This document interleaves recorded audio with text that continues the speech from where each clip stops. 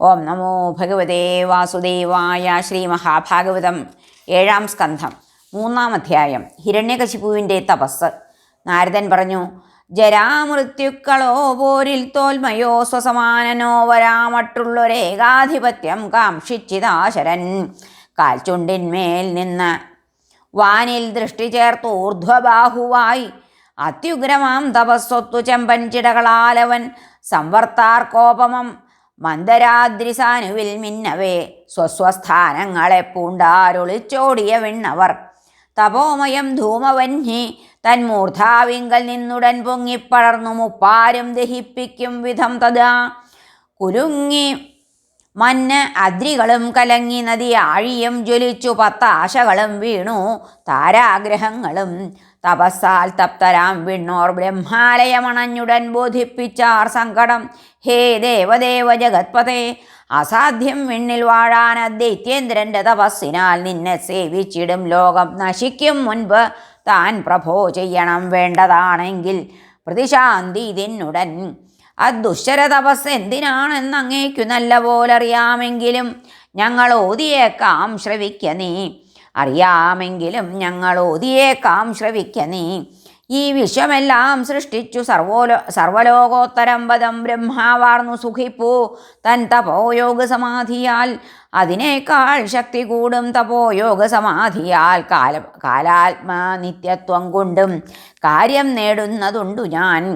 ഓജസ്സാൽ മുൻരീതി മാറ്റി പുതുലോകം ചമയ്ക്കുവൻ കാലനിർധൂതമാം വൈഷ്ണവാദി ലോകങ്ങൾ എന്തിനായി ഉഗ്രം തപസ്സി സങ്കല്പസിദ്ധിക്കായി ചെയ്യുകയാണവൻ. ഇതിൽ വേണ്ടതു ചെയ്താലും ത്രിലോകേശ്വരനല്ലി നീ.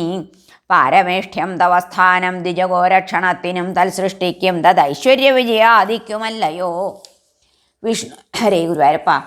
വിണ്ണോരേവം ചൊന്ന നേരം ഭഗവാൻ ആത്മഭൂടൻ ഭൃഗുദക്ഷാദ്യരൊത്താർന്നാൻ ദൈത്യരാജാശ്രമം നൃപ ഉറുമ്പരിച്ച മാംസാസൃങ്മേധസ്സുകളൊടുങ്ങിയും പുറ്റും പുല്ലും പരുവയും മറച്ചും വൻ തപസ്സിനാൽ ലോകം ചുടുന്നൊരവനെക്കാറിൽ സൂര്യനെ എന്ന പോലുറ്റു നോക്കി കണ്ടു ചൊന്നാൻ സാശ്ചര്യം വിധി സസ്മിതം.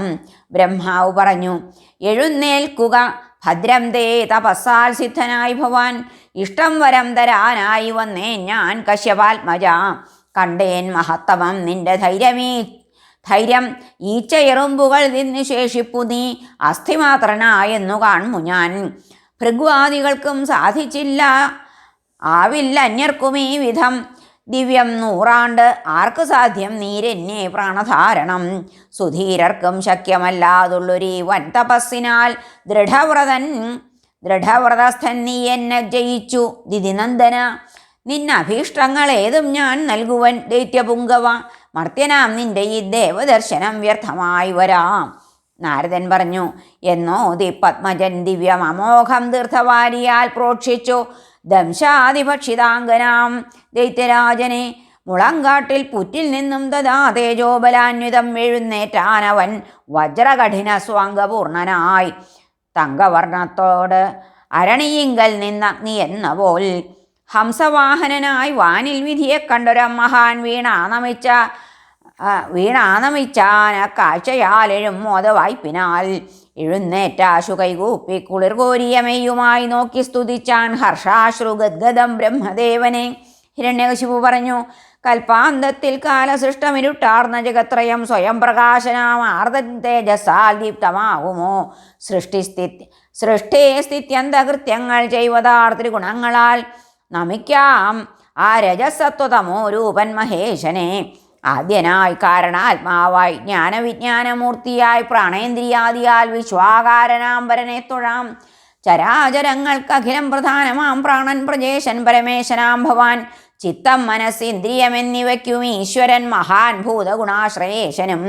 ഹോതാക്കൾ 4 നടത്തും 7 യജ്ഞങ്ങളും വേദവപുസിനാൽ ഭവാൻ ബോധ്യപ്പെടുത്തുന്നു ജനത്തെ. നീതാന ആദ്യന്തഹീനൻ നിഖിലാത്മകൻ കവി. നിമേഷാദികളാൽ ജനായുക്ഷയം വരുത്തുന്നൊരു കാലരൂപിണി. ജീവസ്വരൂപൻ പരമേഷ്ഠി നിർവികാരൻ ചിദാനന്ദമയൻ പരൻ നീ. ത്വൽഭിന്നമായില്ലൊരു വസ്തുവും പരാപരങ്ങളോ സ്ഥാവരജംഗമങ്ങളോ നീ വേദവേദാംഗമയൻ. ഹിരണ്യഗർഭനും ഗുണാതീതനുമാം പരാൽപരൻ. ഈ വ്യക്തമാം സ്ഥൂലവപുസ്സിനാൽ ഭവാൻ ഭജിക്കയാണ് ഈ വിഷയങ്ങളെങ്കിലും വർത്തിപ്പു. സച്ചിദ്ഘനരൂപനായി സദാ ഭവാൻ പരബ്രഹ്മൻ. ഈ വ്യക്തമാം സ്ഥൂലവപുസ്സിനാൽ ഭവാൻ ഭജിക്കയാണ് ഈ വിഷയങ്ങളെങ്കിലും വർത്തിപ്പു. സച്ചിദ്ഘനരൂപനായി സദാ ഭവാൻ പരബ്രഹ്മം അനാദ്യനവ്യയൻ. അനന്താവ്യക്തരൂപത്തിൽ ആർ സർവത്ര നിറഞ്ഞവൻ. വിദ്യാരൂപനാം അഭഗവാനെ നമിച്ചിടാം. അഭീഷ്ടവരമേകാനായി ഇച്ഛിക്കൽ വരദോത്തമ. നിൻ സൃഷ്ടികളിൽ നിന്നൊന്നും വരാതാകട്ടെ എൻ മൃതി.